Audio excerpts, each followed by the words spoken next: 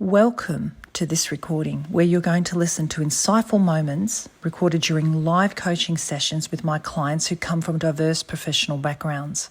And if you like what you hear today, please share it with your friends and colleagues. And remember to hit the subscribe button now and ensure that you never miss any other episode. Thank you. So many times we're faced with conflict. We need to communicate through conflict. We can already sense the other person's not going to be happy. And I need to convey this message. I need to be heard.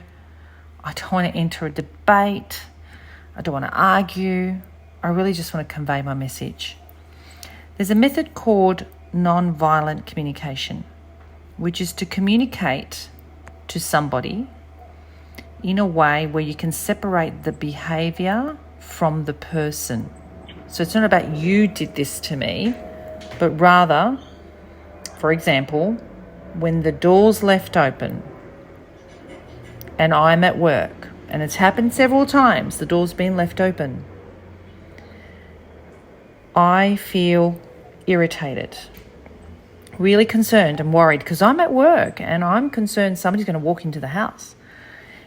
I need safety. I need to feel safe and make sure my house is locked. So Jack, would you mind just double checking? I mean, literally turning around and making sure the door is shut before you leave. Just double check for me. So that's a process, a very simple process of explaining to Jack to shut the door by telling him how I feel, what I've seen, what I know, what I feel, what I need, and then making a request, not a demand. So instead of attacking Jack, you left the door open again. How many times have I told you don't leave the door? And it becomes what we call violent, causing Jack to have to defend himself. We don't want to have Jack defending himself. That is not the conversation. We don't want him to feel unsafe. We just want to talk about the door needing to be shut. So we need to separate the behavior from the person. And there's, some skill in that, in learning how to do that.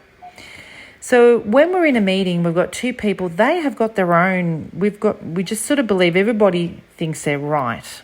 The other person also thinks they're right, and they may come to you and say, this is what I want.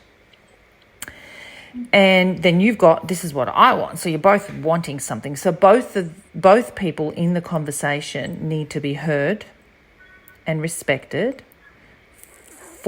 with a deeper understanding that they think they're right. So what you could do is also say, okay, for example, Sally, I understand this is important to you, and I know you were expecting this to happen and you were depending on it.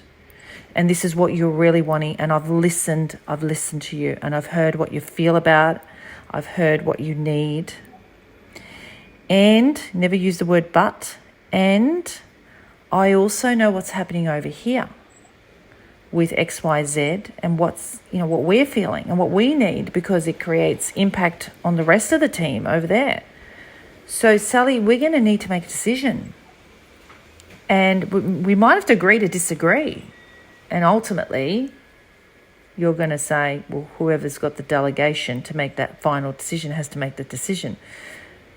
However, what's happening right now is you're listening to each other. You're listening to each other. You're approving the other. You're making sure they feel safe.